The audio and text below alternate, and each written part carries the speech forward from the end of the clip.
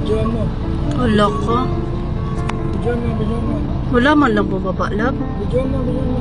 Nag-viral ang video na to na kung saan isang babaeng rider ang walang awang tinutukan ng kutsilyo at ninakawan ng dalawang suspects na ito.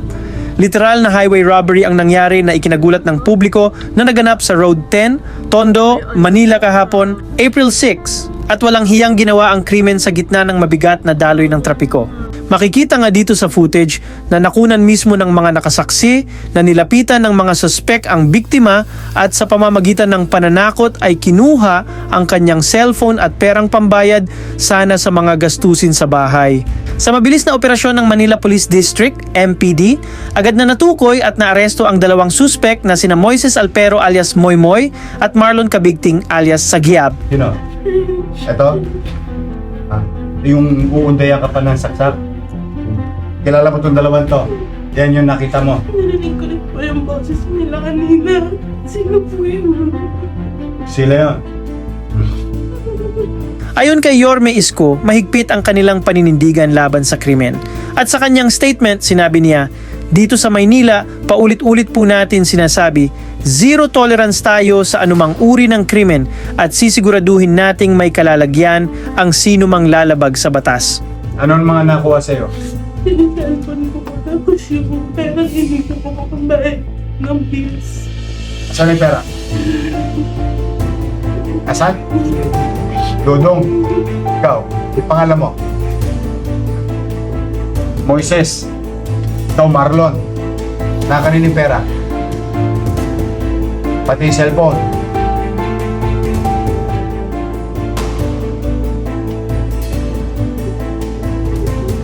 Ayun yun. Buha ka ng ina nyo.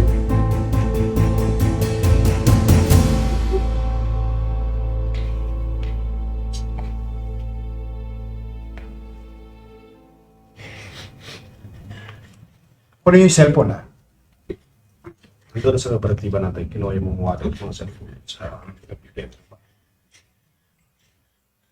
Ba't sino si Dudong? Ha? Tang ina mo. Sinungaling kami lahat ngayon. Ha? Siya ba yung nasa video? So wala ka doon.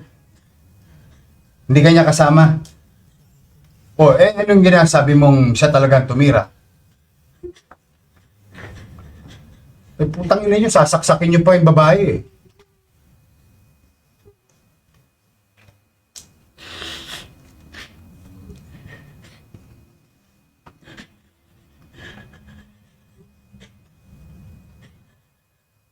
Panginig kayo ng laman eh.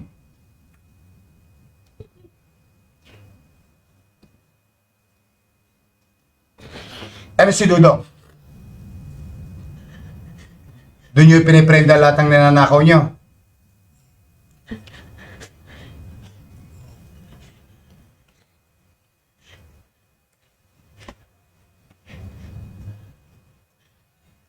Na-medical na to mga to. Sa direksyon ko dito sa Anyway, muli, kami humihingi ng pasensya sa iyo na nangyari sa iyo yan dito sa Maynila. And I hope today, we brought you justice. Huwag mong patatawarin itong mga to, ha? Papailan ng complaint to. Huwag mong, hindi na to Opo, sana po. marami pang bibiktima yung katulad May mo trauma to. po eh. Ha? May trauma sa akin. I know, I can feel it. Ha? Pero, para matagumpay kami mapapayapang Maynila, ang mga complainant dapat hindi umatras. Yes. Ha? Yes. Huwag mo patatawarin itong mga to. Marami pang bibiktima ito. Yes. I hope we brought you justice today. Thank you. Thank you so much. Thank you. Maraming salamat, Station 1 at Don Bosco PCP. Ito yung mga pulis natin, operatiba natin. In less than a few hours, na-resolve itong kasong to. Again, ako'y taus-pusong nagpapasalamat sa ating mga netizen for being vigilant in participating also in our fight against criminalities in the city of Manila, kayo'y malalakas ang loob na videoan itong mga tolongges na to, mga kriminal na to, at napapadali para sa amin ang gampanan ng aming tungkulin dahil sa inyo. Huwag ko kayong mag-aalala lagi, itatago namin lagi ang pangalan ninyo, kayo po proteksyonan namin sa mga bagay na ibinibigay nyo sa aming impormasyon.